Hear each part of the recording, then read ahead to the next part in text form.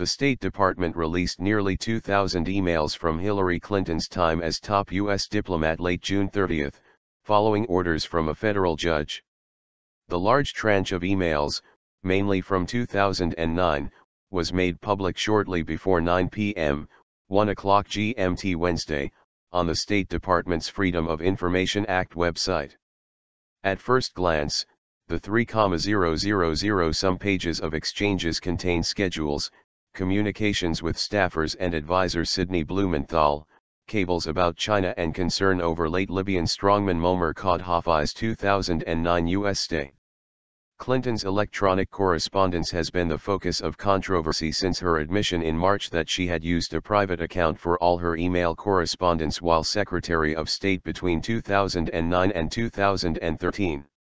Republican rivals contend that Clinton, frontrunner for the Democratic presidential nomination in 2016, used the private account in order to keep it out of the public record. But she has argued that as of late 2014, she had sent 55,000 printed pages from roughly 30,000 emails to officials who will archive the data and make it available to the public, as is required by law. The remainder of the messages were deemed personal by Clinton and were deleted from her private server, she and her lawyers have said. The State Department announced it intended to make the entirety of the archive public after purging it of classified or confidential information. Clinton has backed the move, vowing transparency in the process after stressing she chose to use a private account for reasons of practicality and not obfuscation.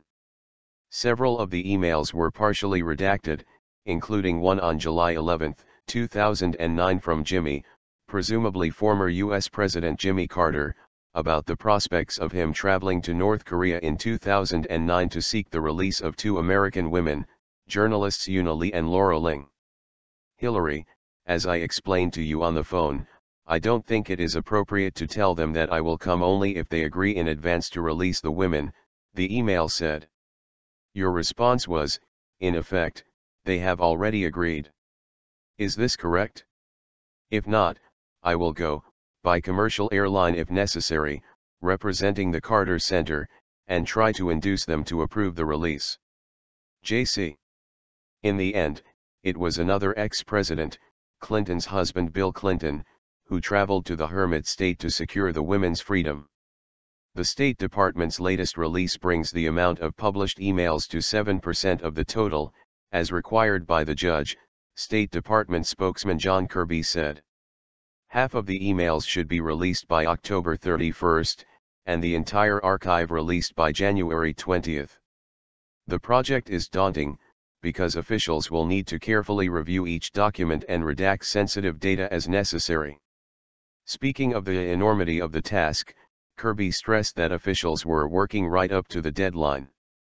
A first tranche of nearly 300 Libya-related emails was put out in late May. Republicans have seized on the email controversy in pressing their case that President Barack Obama's administration was unprepared for the 2012 attacks in Benghazi, Libya that killed 4 Americans, including the U.S. ambassador. Administrative and congressional investigations have highlighted security vulnerabilities at the U.S. mission in Libya while Clinton was Secretary of State. Republicans, insisting that the Obama administration sought to conceal the terrorist nature of the attack, have created a special Benghazi committee in the House of Representatives. The panel has been criticized by Clinton allies as a political tool to trip up the candidate on her White House quest. Fueling Republican suspicions, the State Department acknowledged that 15 messages sent or received by Clinton and gathered independently by the agency were not included in the tranche delivered by her team.